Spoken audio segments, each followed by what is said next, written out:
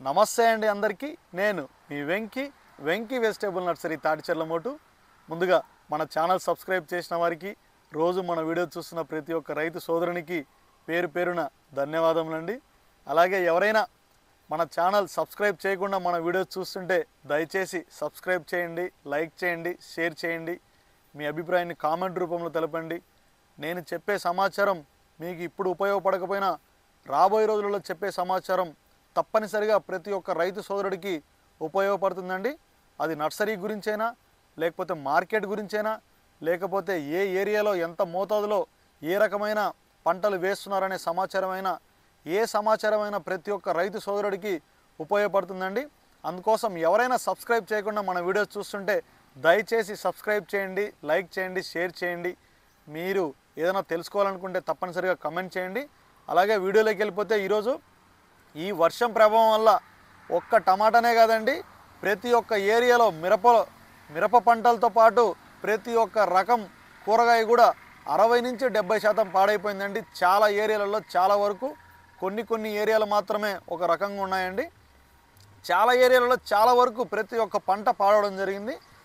అలాగే చాలామంది రైతులైతే ఫోన్ చేసి చాలా రకాల నారు అడుగుతున్నారండి. టమాటాలో కానీ, పచ్చిమిర్చిలో కానీ, లేదా బంతిపూలు కానీ, వంగనారు కానీ, బజ్జీకాయలు కానీ, ఏ విధమైన నారైనా చాలామంది చాలా రకాలు చెప్తున్నారండి. రైతులైతే ఫోన్ చేసి.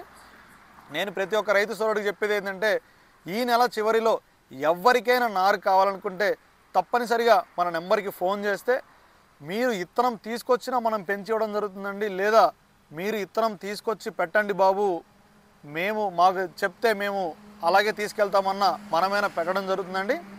మీరు తెచ్చిచ్చినా పెంచి ఇవ్వడం జరుగుతుంది, లేదా మీరే తెచ్చి పెట్టండి అన్నా మనం తెచ్చి పెట్టడం జరుగుతుందండి.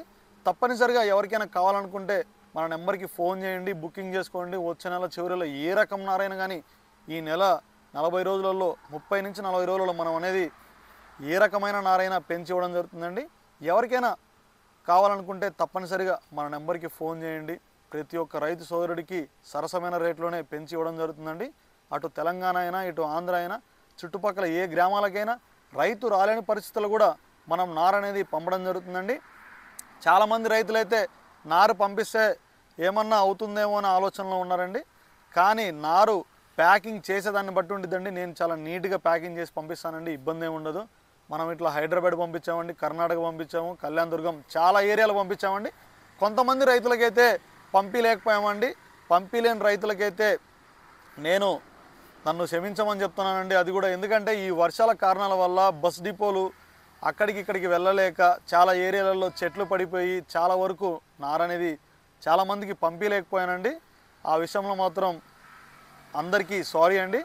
ఈసారి తప్పనిసరిగా నేను ప్లాన్ చేసుకొని మరీ పంపిస్తానండి. ఏ రకంగా కూడా మిమ్మల్ని ఇబ్బంది పెట్టను. ఎవరికైనా కావాలనుకుంటే తప్పనిసరిగా మన నెంబర్కి ఫోన్ చేయండి, లేదా మన నర్సరీని సంప్రదించండి. అదండి ఈరోజు వీడియో.